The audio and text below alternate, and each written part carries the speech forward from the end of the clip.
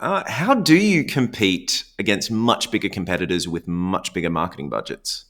Well, I mean, when we entered, there were several really developed competitors. Yeah, one was Time Doctor, the other one was Hubstaff. These are really at that time were just when we were just starting. They were like really really big.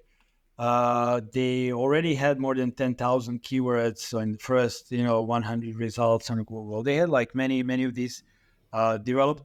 So we chose the firstly we discovered our niche that was really important.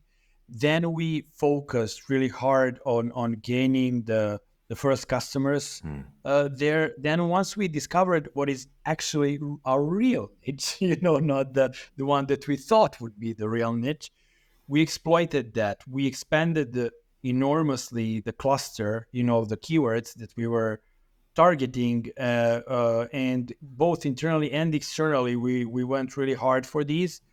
And then after some time, basically our traffic started growing, our positions improved significantly, and that's how we managed to enter the market. Then you need to find the opportunities still. You would not focus directly on the most expensive keywords. When I say expensive, I don't mean like expensive for Google Ads. In organic, that would be like, let's say you have one keyword like time tracking software for us, for example.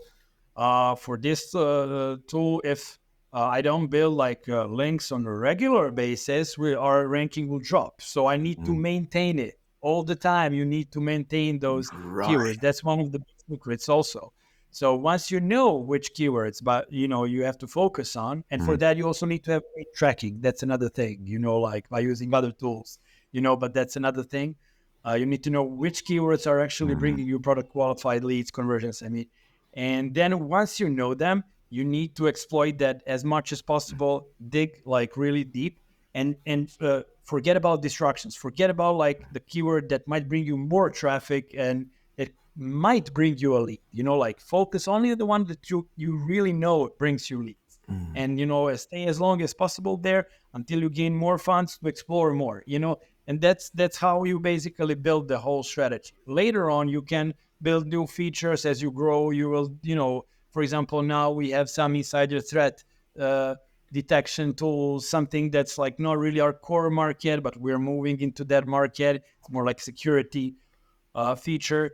So this is basically how you grow against much bigger guys. I guess this is focus is the key there, and also focus on those things that are lower, where you have like the transactional intent with the keywords that have also high probability, where you can stay for a little bit longer time, not the most expensive ones. If you see that keyword costs like $20 per click, I guess it's like that's like already indication of competition, regardless of anything else. So I would maybe initially avoid that one and come back to that keyword once you're really stronger, like in better position, and that's it. So it's not just a case of you write some blog content, you build some links to it, and then you're done. You move on to the next thing. You've actually got to work at it to maintain that ranking, or you risk losing it. You've got to there's an ongoing cost associated with maintaining a ranking for that particular keyword. Is that correct? We have many batches of keywords. One batch is I call it defensive keywords. These are the ones that we will defend forever.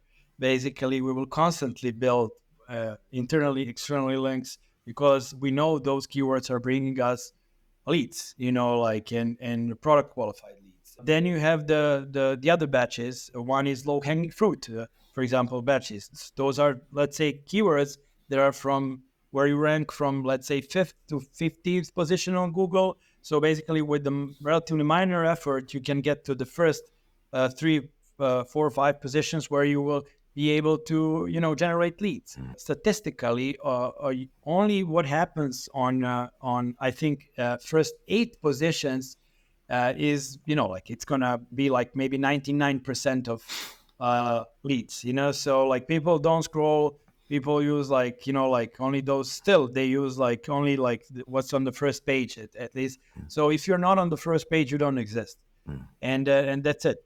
That's That would be the second one. There is a third list that rated to the feature, like itself. So it's like the keywords, the cluster of keywords is rated to certain feature, and then you develop these. So basically, divide everything into buckets, determine which bucket has the highest priority in terms of product qualified leads, go for that one hard. That's like, your safety bucket. Then you have the growth bucket. You have like maybe let's call it experimental bucket. I'm now using the analogy of Warren Buffett, like for investments, for like, like SEO. But I think, like it's something that I've used pretty successfully in my professional life. Hey, it's Ryan here. If you liked that video, please click the like and subscribe button somewhere down there and check out the full interview right over here. Go on, click it. You know you want to.